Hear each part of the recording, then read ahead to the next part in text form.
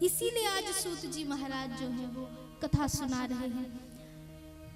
कथा प्रारंभ की, कहां से कथा सुनाते? कहा महाभारत की कथा से।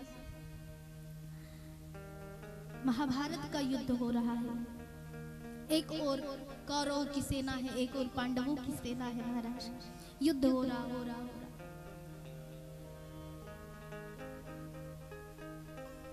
आप सभी भी भली भांति परिचित है महाभारत का युद्ध क्यों हुआ, किस लिए हुआ, क्यों करना पड़ा, सब जानते हैं। 18 दिन तक महाभारत की कथा हुई, महाभारत का युद्ध हुआ 18 दिन तक।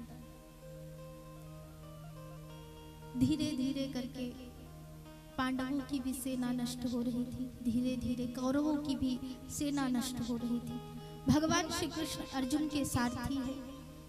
कहते कि जहां भगवान का साथ मिल जाए ना, वहां कोई व्यक्ति असफल हो ही नहीं सकता, कभी असफलता आ ही नहीं सकती जहां प्रभु का साथ मिल जाए। इसीलिए कभी भी कोई भी कार्य करने निकले तो सबसे पहले गोविंद का नाम मुख में लेकर के निकले। कभी भी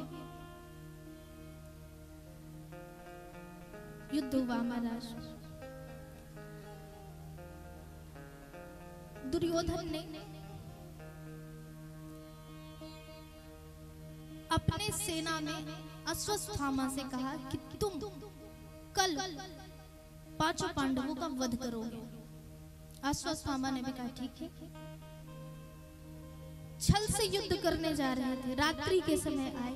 भगवान कृष्ण जानते थे, सो भगवान कृष्ण ने किया क्या, पांडवों की जगह में पांडवों के सुला दिया सिर ढक करके। अश्वत्थामा ने छल से पांडवों के पुत्रों का वध किया महाराज। माता द्रौपदी को बड़ा क्रोध आया। माता द्रौपदी ने प्रण ले लिया, संकल्प ले लिया कि जिस दिन मेरे पुत्रों का वध करने वाले का जिस दिन वध होगा, मैं उसी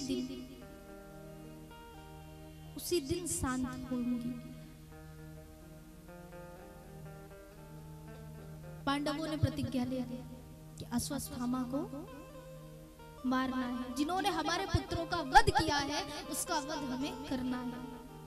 युद्ध में अश्वत्थामा परास्त हुए और द्रौपदी के सामने लाया गया।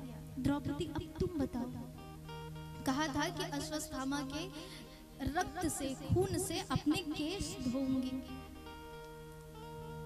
लेकर के आए, बताया क्या करना चाहती हो। द्रौपदी ने कहा इसे तो इसके पापों की सजा मिल गई और इसे मारने से मेरे पुत्र कभी जिंदा होंगे नहीं, सो मैं इसे क्षमा करती हूँ। महाराज ये जितनी कथाएं हैं ना, हमें बहुत प्रेरणा देती है। हम अधिकतर यही सोचते हैं कि जो हमारे साथ जैसा करता है हम उसके साथ वैसा ही करें, जैसे को तैसा, हम यही सीखते आ रहे हैं। लेकिन जब आप ग्रंथों को पढ़ेंगे, पुराणों को पढ़ेंगे, तो जहां ऐसा उदाहरण है कि जैसे के साथ तैसा करना चाहिए, जैसे के साथ वैसा हो, वहां ये भी है कि जो जैसा कर रहा है उसे उसके हाल पे छोड़ दो और अपने कार्य पर ध्यान दो।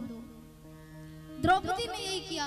इसे मारने से तो मेरे पुत्र जीवित होंगे नहीं, इसके मर जाने से तो मेरे पुत्र मेरे पास वापस आएंगे नहीं, फिर मैं इसे मार करके इसकी माँ को क्यों मुझ जैसी स्थिति दूं।